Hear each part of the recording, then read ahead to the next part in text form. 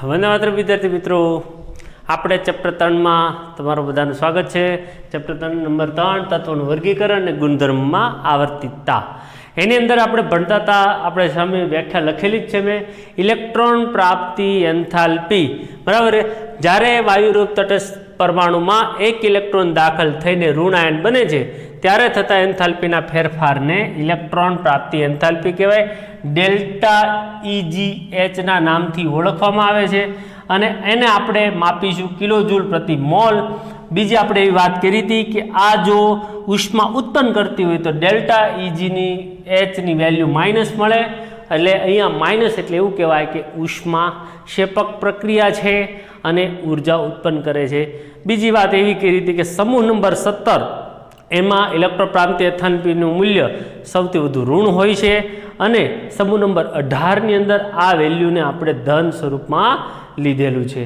તો ચાલો મિત્રો, હવે આપણે જરાક ડાબીથી જમણી બાજુ, બરાબર, એટલે કે આવતની અંદર થોડીક વાત કરી લઈએ કે આવતમાં શું થાય છે, બરાબર. તો જ્યારે મેં કીધું એ પ્રમાણે આપણે જો આવર્ત લખશું એટલે કે આવત લખશું ત્યારે આપણે એક વસ્તુ વિચારવાની છે કે ડાબી બાજુથી જમણી બાજુ તરફ મારે જવું છે. ડાબી બાજુથી જમણી બાજુ તરફ, બરાબર.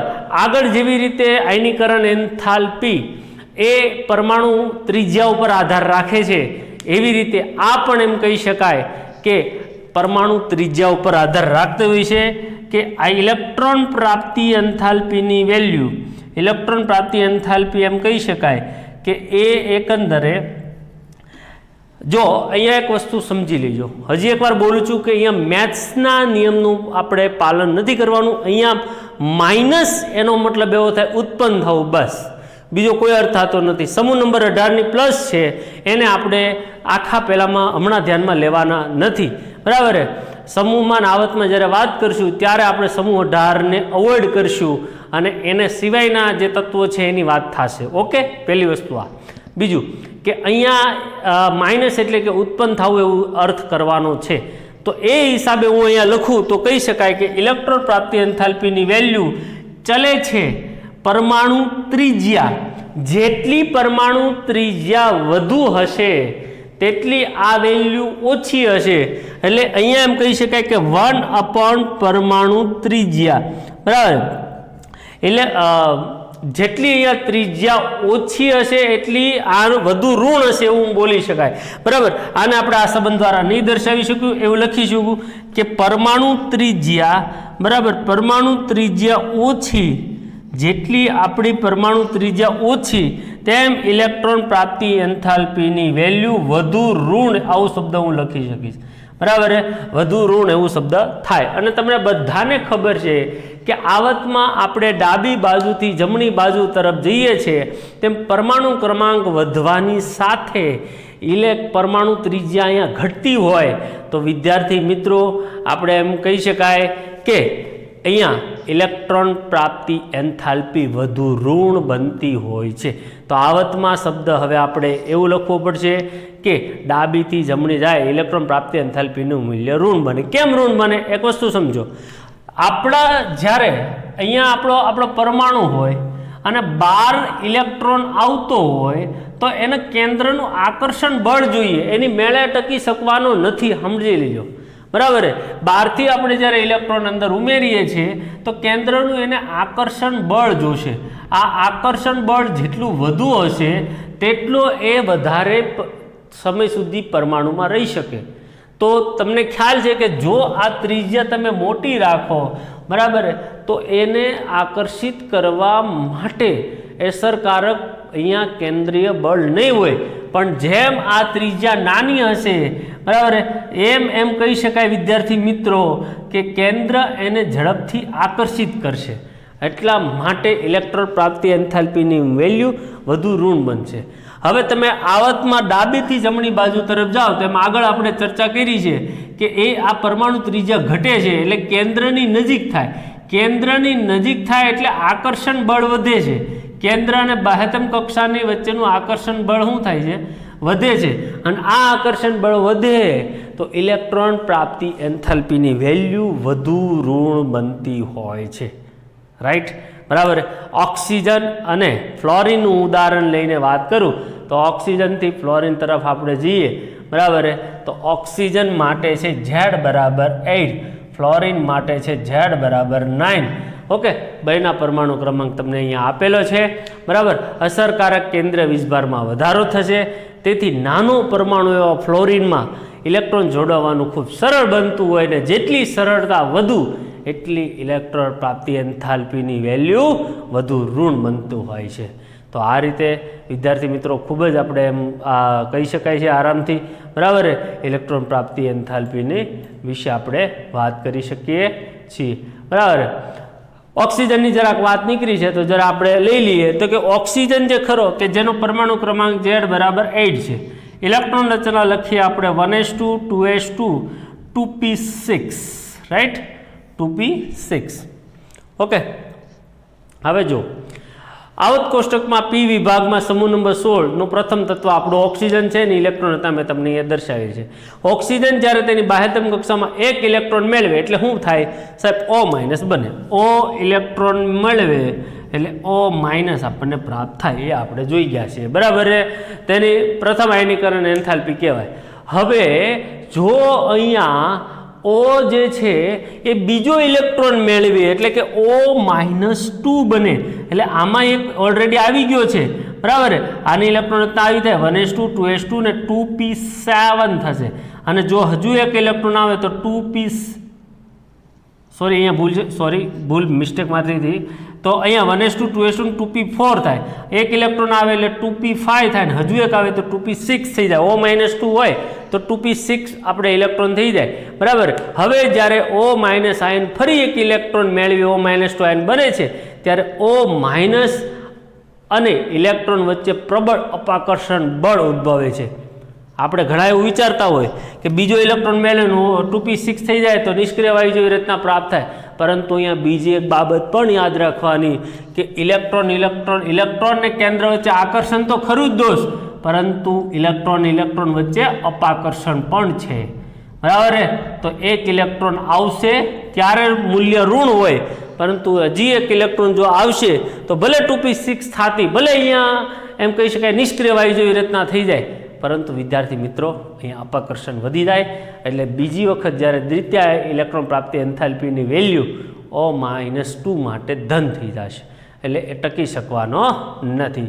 ઓકે, આવી સિમ્પલ ચર્ચા કરી. હવે આપણે જરાક જોઈ લઈએ સમૂહની અંદર આપણે વાત કરવી હતી, તો સમૂહની અંદર આપણે જરા ચર્ચા આપણે કરીએ તો સમૂહમાં, ઓકે, સમૂહમાં આપણે લખીએ, આપણે સમૂહ માટે આવત માટે લખી લીધું, અહીંયા લખીએ.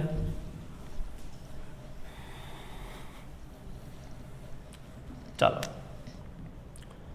સમૂહની અંદર શું થાય છે એ જરા જોઈએ.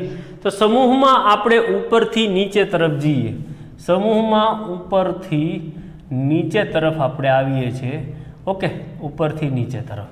તો ઉપરથી નીચે તરફ આપણે જઈએ તેમ તમને બધાને ખબર છે કે પરમાણુ ક્રમાંક વધે જ છે અને સાથે સાથે મુખ્ય શક્તિ સ્તર પણ વધે છે અને પરમાણુ કદમાં ખૂબ મોટો વધારો થતો જોવા મળે. એટલા માટે જે બાહ્યતમ કક્ષાનો ઇલેક્ટ્રોન આવશે એ કેન્દ્રથી બને એટલો દૂર જ જતું જાય. હવે દૂર જાય તો આકર્ષણ રહેશે નહીં. બીજું એક, બરાબર છે, એટલે શું થાય, ઉપરથી નીચે જઈએ તેમ ઇલેક્ટ્રોન પ્રાપ્તિ એન્થાલ્પીની વેલ્યુ ઓછી ઋણ થતી જાય, એટલે ઓછી ઋણ બને. શું બને? ઓછી ઋણ. અને ઓછી ઋણ બને તો એના લીધેથી, બરાબર છે, અહીંયા એમ કહી શકાય કે એના લીધેથી, બરાબર, એટલે કે અહીંયા પરમાણુ ત્રિજ્યા વધારે હોવાને લીધેથી અહીંયા ઓછી ઋણ બને છે, બરાબર. જેમ કે આપણે લિથિયમથી સિઝિયમ તરફને, બરાબર, ઇલેક્ટ્રોન પ્રાપ્તિ એન્થાલ્પીની વેલ્યુ જોઈએ તો એની અંદર આપણને ઓછી ઋણ થતી જોવા મળે, પરંતુ આમાં પણ અપવાદ છે, બરાબર. એ બંને અપવાદ જોઈએ તો સમૂહ નંબર 16માં ઓક્સિજન પછી સલ્ફર આવે, બરાબર, સમૂહ નંબર 16. ઓકે, સમૂહ નંબર 16ની વાત કરીએ. ઓક્સિજન પછી કોણ આવે? સલ્ફર આવે, બરાબર. તો એની જરાક ઇલેક્ટ્રોન રચના આપણે લખીએ 1s2 2s2 2p5. બરાબર 2p4 સોરી રેડી. અને પહેલાંની આપણે ઓક્સિજન જે છે એના પછી આપણે સલ્ફરની ઇલેક્ટ્રોન રચના લખીએ તો એની લખાય 1s2 2s2 2p6 3s2 અને 3p4. હવે હું અહીંયા શબ્દ એક એવું બોલ્યો કે ઉપરથી નીચે જાય તેમ ઇલેક્ટ્રોન પ્રાપ્તિ એન્થાલ્પીનું મૂલ્ય ઓછું ઋણ જોવા મળે છે, પરંતુ આ બંનેની અંદર એવું છે કે આની વેલ્યુ બરાબર આની વધુ ઋણ છે અને ઓક્સિજનની ઓછી ઋણ છે. તો આપણા વિધાનના અપવાદમાં છે આ. ખરેખર તો સમૂહ નંબર 16ના સભ્ય કહેવાય, આમ ઉપરથી નીચે જાય તેમ ઓછી ઋણ થતી જાય, પરંતુ અહીંયા ઓક્સિજનની ઓછી ઋણ છે અને સલ્ફરની વધુ ઋણ છે. તો કારણ શું જવાબદાર છે? હવે કારણ માટે જવાબદાર છે અહીંયા તમે ધ્યાનથી જુઓ તો આમાં n બરાબર 2 થાય, મુખ્ય ક્વોન્ટમાંક 2 થાય, આનો n બરાબર 3 થાય. સમજો જરાક વાતને બરાબર. ભલે આનું કદ મોટું રહ્યું સલ્ફરનું, પરંતુ આનું કદ ઓક્સિજનનું અહીંયા થોડુંક વધારે પડતું નાનું પડે. હવે તમે અહીંયા જે બાહ્યતમ કક્ષાનો ઇલેક્ટ્રોન આવશે એમાં ઓલરેડી અહીંયા 2 બરાબર આ છે આપણો 1 n બરાબર 1 ને આ છે n બરાબર 2. તો આની અંદર શું થાય? ઓલરેડી આપણી પાસે 4 ને 2 6 ઇલેક્ટ્રોન છે, એટલે 1 2 3 અને 4 બરાબર 5 અને 6 છે. હવે બરાબર ઓલરેડી 6 છે અહીંયા ઇલેક્ટ્રોન, આના 2 એસના અને પીના 4, એટલે ટોટલ 6 છે. હવે જે એના પછી ઇલેક્ટ્રોન આવશે એ 7મો ઇલેક્ટ્રોન છે. હવે n બરાબર 2 આ લીધે કક્ષક નાની હોય બરાબર, કક્ષા નાની હોય એટલે અપાકર્ષણ વધે. જ્યારે આમાં કેવું થશે?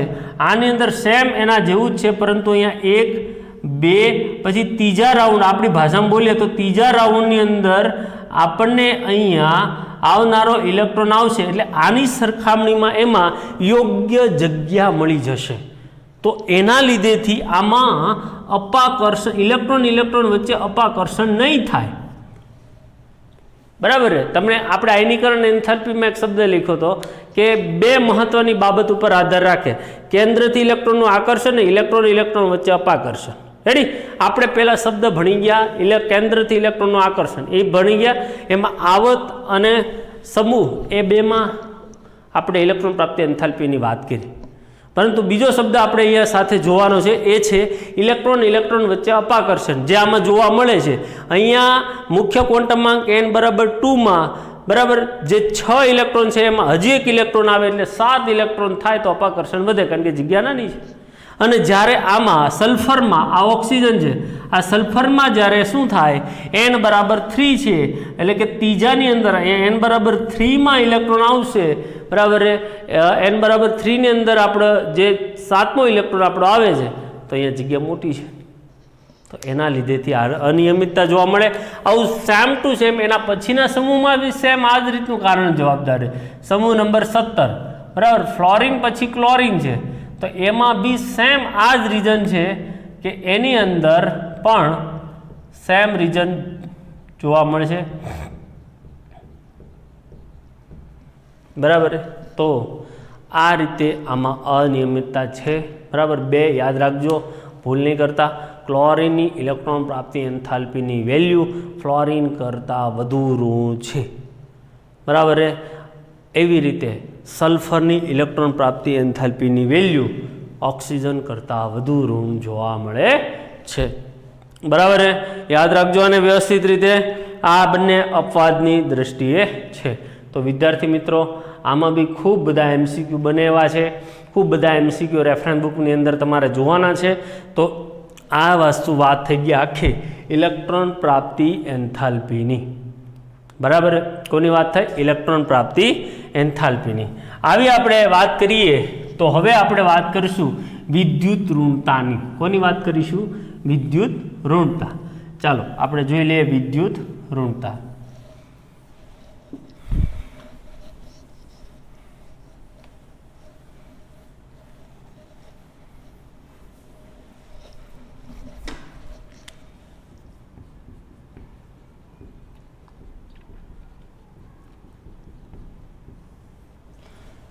વિદ્યુત ઋણતા એટલે શું? પહેલાં તો આપણે હરેકની વ્યાખ્યા જેમ ભણીએ છીએ એમ આની બી વ્યાખ્યાને તરફ નજર નાખે તો કે વિદ્યુત ઋણતા કોને કહેવાય, બરાબર. તો કે ભાઈ અહીંયા કોઈ એ અને બી નામના બે તત્વો છે, માની લો કે એ બી. હવે આ એ અને બી નામના તત્વ અહીંયા બંધ બનાવે. તમને બધાને બંધ વિશે તો ખ્યાલ જ છે કે બંધ બનાવવા માટે એક ઇલેક્ટ્રોન એનો જોઈએ અને એક ઇલેક્ટ્રોન બીનો જોઈએ. એટલે આ એનો ઇલેક્ટ્રોનને હું અહીંયા ટપકા સ્વરૂપે દર્શાવું, બીના ઇલેક્ટ્રોનને આવી રીતે આમ ચોકડી સ્વરૂપમાં દર્શાવું. આની વચ્ચેનો જે આ બંધ બનતો હોય તો આ યુગ્મ છે એ યુગ્મ, બરાબર, કે આ સહસંયોજક બંધ કહેવાય. તો આ યુગ્મ જે ખરું આ સહસંયોજક બંધમાંનું ઇલેક્ટ્રોન યુગ્મને અહીંયા બે પરમાણુ એ અને બી જે પોતાની તરફ આકર્ષિત કરે, પોતાની તરફ આકર્ષિત કરતું હોય, બરાબર, એ ક્ષમતાના ગુણાત્મક માપને વિદ્યુત ઋણતા કહેવાય. એટલે કે હું એમ બોલું, જો આ બે આ એ અને બીમાંથી બીની વિદ્યુત ઋણતા વધુ હોય, આની વિદ્યુત ઋણતા માની લો કે વધુ કોની, બીની, તો મિત્રો અહીંયા બી માઇનસ અને એ પ્લસ થશે. બી માઇનસ અને એ પ્લસ થશે. ઓકે, બરાબર. વ્યાખ્યા લખવી તો આવી રીતે લખી શકાય કે રાસાયણિક સંયોજનોને, બરાબર, જ્યારે રાસાયણિક સંયોજનોમાં સહસંયોજક બંધને, બરાબર, એ જે બંધ બનતો હોય, સહસંયોજક બંધ હોય, એના ઇલેક્ટ્રોન યુગ્મને પોતાની તરફ આકર્ષિત કરવાની ક્ષમતાના ગુણાત્મક માપનને, ક્ષમતાના ગુણાત્મક માપને શું કહી શકાય વિદ્યાર્થી મિત્રો? વિદ્યુત ઋણતા કહી શકાય છે. વિદ્યુત ઋણતા કહે છે. તમને ખ્યાલ આવ્યો હશે કે રાસાયણિક સંયોજનોમાં સહસંયોજક બંધના ઇલેક્ટ્રોન યુગ્મને પોતાની તરફ આકર્ષિત કરવાની ક્ષમતાના ગુણાત્મક માપને વિદ્યુત ઋણતા કહેવામાં આવે છે, બરાબર. આ વિદ્યુત ઋણતા જે ખરો એ આયનીકરણ એન્થાલ્પી અને ઇલેક્ટ્રોન પ્રાપ્તિ એન્થાલ્પીની જે માપી કહી શકાતું નથી. એટલે એનો કોઈ એકમય નથી પાછો. એને કોઈ આમ માપી ન શકાય કે બે આ ફલાણા એટલા કિલો જૂનાના એટલો, એવું કોઈ માપી શકાય નહીં, બરાબર. એટલા માટે, બરાબર, એમ છતાં પણ વૈજ્ઞાનિકોએ પ્રયત્ન કરીને એને એક સંખ્યા દર્શક માપક્રમ આપ્યો, કે આંકડો આપવાની કોશિશ કરી. એમાં ઘણા વૈજ્ઞાનિકોએ પ્રયત્ન કર્યો. એટલે એની માટેના વૈજ્ઞાનિકોના મારે નામ લખવા છે. એક તો પાવલિંગ માપક્રમ જે છે એ એકંદરે પ્રખ્યાત છે, પાવલિંગ, બરાબર. એણે પ્રયત્ન કર્યો હતો, બરાબર. મુલિગન જોફે નામના વૈજ્ઞાનિકે આનો પ્રયત્ન કરેલો હતો. ઓલ્ડરેડ રોચોવ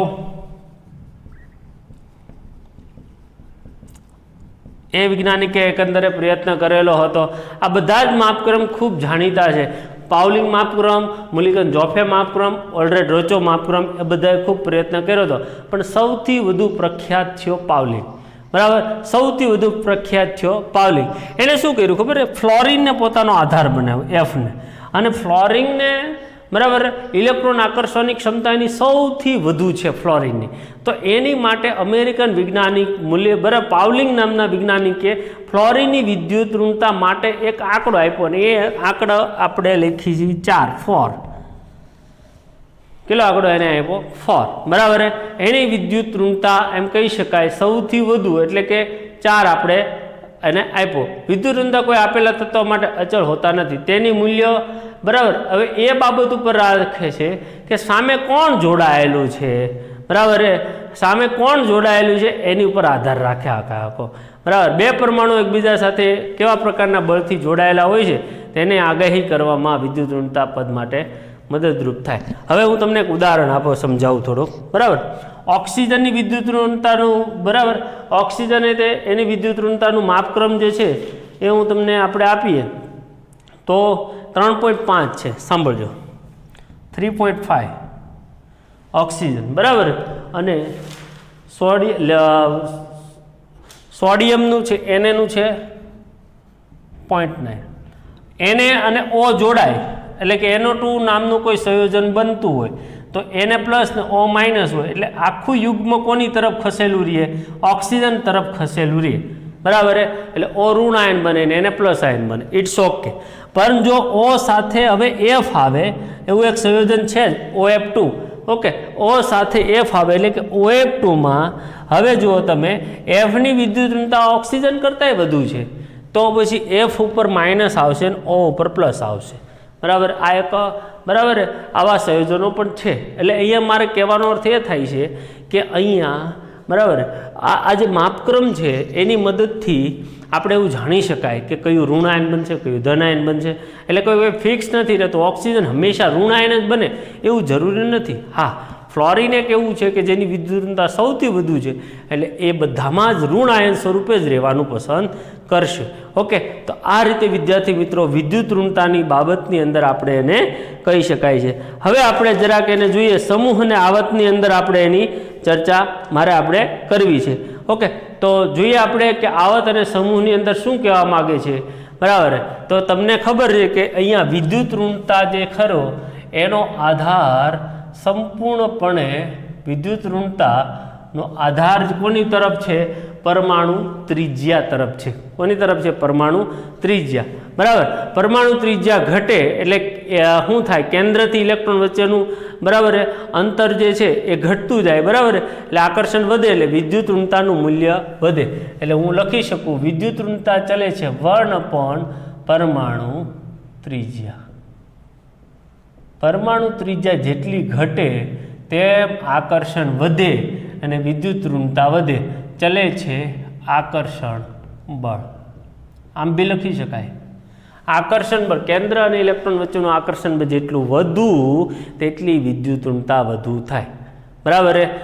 ઓકે, તો આવતમાં તમે વાત કરતા હોય, બરાબર. આવતમાં વાત કરીએ તો આવતમાં ડાબી બાજુથી જમણી બાજુ તરફ જઈએ તેમ તમારે હવે બોલવાનું છે વિદ્યુત ઋણતા વધે કે ઘટે?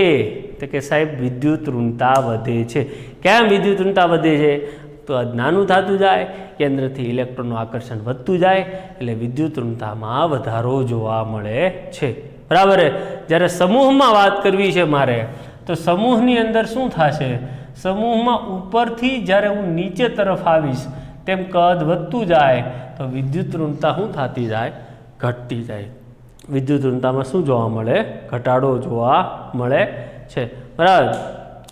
એવી રીતે આપણે જોઈએ ફ્લોરિન, આપણે સમૂહ નંબર 17ની બી જરાક વાત કરી લઈએ તો એની અંદર પરમાણુ ત્રિજ્યા ઉપરથી નીચે જઈએ તેમ વધતી જાય તેમ વિદ્યુત ઋણતામાં ઘટાડો જોવા મળે છે. તો આ રીતે વિદ્યાર્થી મિત્રો વિદ્યુત ઋણતા એકંદરે આમ જોવા જાઓ તો આયનીકરણ એન્થાલ્પી ઉપર એની ઉપર સાથે સામ્યતા દર્શાવે, બરાબર. તો અહીંયા વિદ્યુત ઋણતાને આપણે એમ કહી શકાય કે આયનીકરણ એન્થાલ્પી સાથેની સામ્યતા દર્શાવી શકે છે, બરાબર. તો આ રીતે આપણે એને દર્શાવી શકાય છે. તમને કોષ્ટક પણ માત્ર સમજ માટે આપેલા હશે તો એમાં બી તમે જોઈ શકો છો, મૂલ્યો બધાના આપેલા છે. ઓકે, બીજું વાત એ છે કે અહીંયા તમને બંને ઇલેક્ટ્રોન પ્રાપ્તિ એન્થાલ્પી અને વિદ્યુત ઋણતાનો તફાવત પૂછાય તો તમારે બંનેના વ્યાખ્યા લખવાની આવે, બરાબર. અને માપક્રમ આપણે કઈ રીતે માપીએ છીએ એના જેટલા તફાવતો તમારાથી બનતા હોય એ બધા જ તમારે અહીંયા લખવાના થાય. તો આ રીતે આપણે વિદ્યુત ઋણતાને દર્શાવી શકીએ છીએ. ઓકે, તો વિદ્યુત ઋણતા આપણે એને જોઈ શકાય છે. તો વિદ્યુત ઋણતાની અંદર આપણે ડાબી જમણી બાજુ, બરાબર, આવતમાં સમૂહની અંદર બધી ચર્ચા કરી. હવે આપણે એમાં જરા આપણે આગળ વધીએ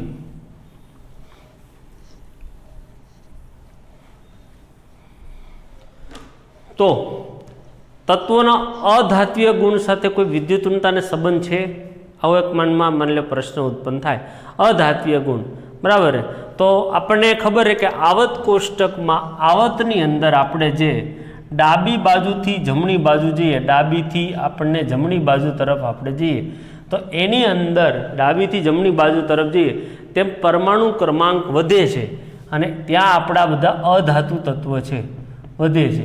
એમ સાથે સાથે અધાત્વીય ગુણ વધે છે, બરાબર. અધાત્વીય ગુણે આપણને ખબર છે એમાં શું જોવા મળે? વધારો જોવા મળે છે, બરાબર. તેમ બરાબર એમ વધે છે, પરમાણુ ત્રિજ્યા ઘટે છે, ઇલેક્ટ્રોન પ્રાપ્તિ એન્થાલ્પીનું વેલ્યુ ખૂબ પ્રબળ બનતું જાય છે, અધાત્વીય ગુણ વધે, સાથે વિદ્યુત ઋણતા પણ વધે છે. એટલે બરાબર, એટલે એવું કહી શકાય કે અધાત્વીય ગુણ વધે તો વિદ્યુત ઋણતા વધે, અને ધાત્વીય ગુણ વધે તો વિદ્યુત ઋણતા ઘટે, બરાબર. એટલે કે અહીંયા સમૂહમાં સમૂહની વાત કરું તો ઉપરથી નીચે તરફ જઈએ તેમ પરમાણુ ક્રમાંક વધે, પરમાણુ ત્રિજ્યા વધે, એ બરાબર ઇલેક્ટ્રોન પ્રાપ્તિનો ગુણ ઘટતો જાય, અને સાથે સાથે અધાત્વીય ગુણ પણ ઘટતો જાય, તો પછી વિદ્યુત ઋણતા શું થતી જાય? ઘટતી જાય, બરાબર. તો વિદ્યુત ઋણતાને ધાત્વીય અને અધાત્વીય ગુણ સાથે આપણે એમ કહી શકાય લેવા દેવા છે. તો વિદ્યાર્થી મિત્રો, આ રીતે આપણે એમ બોલી શકાય કે આપણા ખૂબ મહત્ત્વના 3 ગુણધર્મની મેં અહીંયા ચર્ચા કરી: આયનીકરણ એન્થાલ્પી, ઇલેક્ટ્રોન પ્રાપ્તિ એન્થાલ્પી અને વિદ્યુત ઋણતા, અને ચોથો એક આપણે આગળનો ભૂલી ગયા, પરમાણુ ત્રિજ્યા, બરાબર. તો આ 4 ગુણધર્મ આપણા માટે ખૂબ એટલે ખૂબ મહત્ત્વના છે. એને લગતા આપણે ઘણા બધા પ્રશ્ન આપણને અહીંયા પૂછાઈ શકે એમ છે, બરાબર. તો એ ખાસ તમારે એમ કહી શકાય કે આપણે એની વાત આપણે, બરાબર, એ તમારે યાદ રાખવાનો છે. ઓકે, નેક્સ્ટ આપણે ટોપિક લઈએ તો એ છે સંયોજકતા. શું છે? સંયોજકતા, બરાબર. તો સંયોજકતા એટલે શું એ આપણે ટોપિકની જરા ચર્ચા કરીએ. સંયોજકતા એમ તો ટોપિક નવો નથી, ટોપિક જૂનો છે, બરાબર. તો આપણને ખબર છે કે સંયોજકતા એટલે શું? એકંદરે તો કે ભાઈ એ આપણે કોઈ પણ તત્વ છે એ ઇલેક્ટ્રોન મેળવે અથવા ઇલેક્ટ્રોન ગુમાવે તો એમાં જે ઉપર વીજભાર હોય એની સંખ્યાને આપણે સંયોજકતા અથવા તો ઓક્સિડેશન અવસ્થા, એવો 2 શબ્દના નામ આપણે આપીએ. ઓક્સિડેશન અવસ્થા અથવા આપણે કહીએ સંયોજકતા, બરાબર. તો તમને ખબર છે કે ઇલેક્ટ્રોન મેળવે તો અહીંયા બને છે ઋણ આયન, અને જો અહીંયા ઇલેક્ટ્રોન ગુમાવે તો અહીંયા બને છે ધન આયન. તો એની સંયોજકતા આ બંને ધન હોય કે ઋણ હોય, બરાબર, એને આપણે ટૂંકમાં કહી શકીએ છીએ એને સંયોજકતા કહેવાય. એને આપણે ઓક્સિડેશન અવસ્થાને નામ સાથે પણ આપણે એકંદરે એમ કહી શકાય કે એની સાથે પણ આપણે સંબંધ છે, બરાબર. આપણે મોટા ભાગે નાના હતા ત્યારે સંયોજકતાની અંદર, નાના ધોરણમાં હતા ત્યારે સંયોજકતાને એકંદરે શું કરતા હતા તે કે ઇલેક્ટ્રોન, બાહ્યતમ કક્ષામાં જે ઇલેક્ટ્રોન છે ને એના 8માંથી જે બાદ કરીએ ને એ મળતી સંખ્યાને આપણે સંયોજકતાના નામથી આપણે ઓળખતા હતા, બરાબર. જેમ કે એક વિચાર કરીએ તો સમૂહ નંબર 1 લઈએ, બરાબર. તો એમાં સંયોજકતા ઇલેક્ટ્રોનની સંખ્યાને આપણે 1 કહેવાય, બરાબર. આ 1 ગુમાવે. 2 લઈએ તો અહીંયા 2 ગુમાવે. ઓકે, એમ 13મા સમૂહની અંદર તમે જુઓ તો બાહ્યતમ કક્ષામાં 3 ઇલેક્ટ્રોન છે, એ 3 ગુમાવે તો સંયોજકતા 3 કહેવાય. હવે 14માની અંદર આપણે જુઓ તો 4 ઇલેક્ટ્રોન છે, તો વિદ્યાર્થી મિત્રો, બરાબર, સંયોજકતા ઇલેક્ટ્રોનની સંખ્યા 4 છે તો એની સંયોજકતા 2 કા +4 કા -4 થાય. ઓકે, આ લખું છું હું નીચે અહીંયા સંયોજકતા, બરાબર. આ આપણે સમૂહ છે અને આ છે બાહ્યતમ કક્ષાના ઇલેક્ટ્રોનની સંખ્યા. ઓકે, તો અહીંયા એમ કહી શકાય કે હવે એના પછી અહીંયા સંયોજકતાની 1 છે, આની 2 છે ને એની 3 હોય. ઓકે, હવે 15મો સમૂહ લઈ લઈએ તો એની માટે બાહ્યતમ કક્ષામાં ઇલેક્ટ્રોનની સંખ્યા 5 હોય, તો એની માટે 2 શક્યતા રહે. કાં તમે 5 ગુમાવો અથવા તો 3 મેળવો, અથવા 3 શું કરવો? મેળવો, એટલે 3 અથવા 5. એવી રીતે સમૂહ નંબર 16 હોય તો 12ની કક્ષાની અંદર ઇલેક્ટ્રોનની સંખ્યા 6 હોય તો એમાં બી 2 શક્યતા થાય, બરાબર. આ 6 ગુમાવો, આપણે ટોટલ કરવા તો 8 જ છે ગમે તે હિસાબે, અથવા 2 મેળવો. ઓકે, 17 હોય તો એમાં 7 હોય, તમે ન ખ્યાલ આવે તો આ લોકોને જોઈ લેજો બાહ્યતમ કક્ષામાં ઇલેક્ટ્રોનની સંખ્યા કેટલી છે. ઓકે, 17 હોય તો 7 હોય તો કાંઈ 1 ઇલેક્ટ્રોન મેળવે કા 7 ગુમાવે. 18 હોય તો 8 હોય તો એમાં 2 શક્યતા, કા 1 પણ મેળવવો નથી ને કા 8 ગુમાવવા છે. તો આ રીતે સંયોજકતા નક્કી થતી હોય છે, બરાબર. પરંતુ અહીંયા આપણે એકંદરે જે છે આ શરૂઆતની અંદર આપણે વાત આ કરી લીધી. તટસ્થ પરમાણુની સાથે જો ઇલેક્ટ્રોનની સંખ્યા ઘટે એટલે ઓછી કરીએ તો આપણે ધન એટલે ધન આયન સ્વરૂપે લખીએ પ્લસ. ઓકે, ઇલેક્ટ્રોન ગુમાવે તો પ્લસ, અને ઇલેક્ટ્રોન મેળવે તો આપણે શું લખીએ છીએ? ઋણ આયન સ્વરૂપે લખીએ છીએ. જરાક આપણે ઓક્સિજનના બે તત્વની વાત કરી, બરાબર. મેં જે હમણાં કરેલી જ હતી એ છે OF2 અને Na2O. આ બેની મારે ચર્ચા કરવી છે. OF2 ની અંદર હું ચર્ચા કરું તો OF2 ની અંદર વિદ્યુત ઋણતાનો ક્રમ જે છે એ ઓક્સિજન કરતાં ફ્લોરિનનો વધુ છે તો ઓક્સિજન ધન આયન બનશે, F ઋણ આયન બનશે, બરાબર. જે વિદ્યુત ઋણતાનો ક્રમ આવો છે, સૌથી વધુ ફ્લોરિનની હોય, પછી ઓક્સિજનની, પછી સોડિયમની, તો સ્વાભાવિક છે કે ફ્લોરિનની સૌથી વધુ છે તો એટલા માટે ફ્લોરિન ઋણ આયન બનશે, ઓક્સિજન ધન આયન બનશે, બરાબર. તો આ રીતે. અને Na2O છે તો ની અંદર NF ધન આયન બનશે, ઓક્સિજન ઋણ આયન બનશે, કારણ કે ઓક્સિજનની વિદ્યુત ઋણતા અહીંયા વધુ છે. ઓક્સિજનની વિદ્યુત ઋણતા શું છે? વધુ છે, બરાબર. તો આ રીતે આપણે એને સમજાવી શકાય છે. અહીં ફ્લોરિનની બાહ્યતમ કક્ષાની ઇલેક્ટ્રોનતા 2s2 2p5 છે. OF2માં ફ્લોરિનો હરેક ફ્લોરિન આ છે, બરાબર. એમાં ઓક્સિજન જે છે 1s2 2s2 ને 2p, બરાબર, 5 છે. ફ્લોરિન જે છે એની ઇલેક્ટ્રોન રચના 1s2 2s2 2p6 સોરી આનો 2p4 છે ને આનો 2p5 છે. ઓકે, તો આ જે છે એ એક ઇલેક્ટ્રોન એને આપશે, બરાબર. તો અહીંયા શું થઈ જશે કે ભાઈ ફ્લોરિનની બાહ્યતમ કક્ષાની ઇલેક્ટ્રોન રચના 2s2 2p5 છે. OF2માં અણુમાં ફ્લોરિનનો પ્રત્યેક પરમાણુ ઓક્સિજનના પરમાણુ સાથે એક ઇલેક્ટ્રોનની ભાગીદારી કરે એટલે ઓક્સિજનની ઓક્સિડેશન અવસ્થા ફ્લોરિન ઓક્સિડેશન અવસ્થા -1 રહે. જ્યારે ઓક્સિજન જે છે એ બે પરમાણુ સાથે ભાગીદારી કરે એટલે ઓક્સિજનની ઓક્સિડેશન અવસ્થા +2 રહે. Na2O ની અંદર ઓક્સિજનની ઓક્સિડેશન અવસ્થા -2 થશે, જ્યારે Na ની +1 થશે, બરાબર. તો આ રીતે વિદ્યાર્થી મિત્રો આપણે ઓક્સિડેશન અવસ્થા જે પહેલાં બી આપણે આવી ગયેલી છે, કંઈ ખાસ નવું નથી આમાં, બરાબર. આવત કોષ્ટકમાં સંક્રાંતિ તત્વો અને એક્ટિનોઇડ તત્વો એક કરતાં વધુ અને જુદી જુદી ઓક્સિડેશન અવસ્થા દર્શાવે. યાદ કરો સંક્રાંતિ તત્વો કયા હતા? કે સંક્રાંતિ એટલે ડી વિભાગના તત્વો એક કરતાં વધુ ઓક્સિડેશન અવસ્થા દર્શાવતા હોય છે, બરાબર. તો આ રીતે એની ઓક્સિડેશન અવસ્થાની પણ આપણે ચર્ચા આપણે કરી લીધા. પછી એના હાઇડ્રાઇડ અને એના ઓક્સાઇડ જે છે એ સૂત્ર આપણે એના પછી નેક્સ્ટ વિડીયો લેક્ચરની અંદર ભણીશું. ત્યાં સુધી આવજો. Thank you.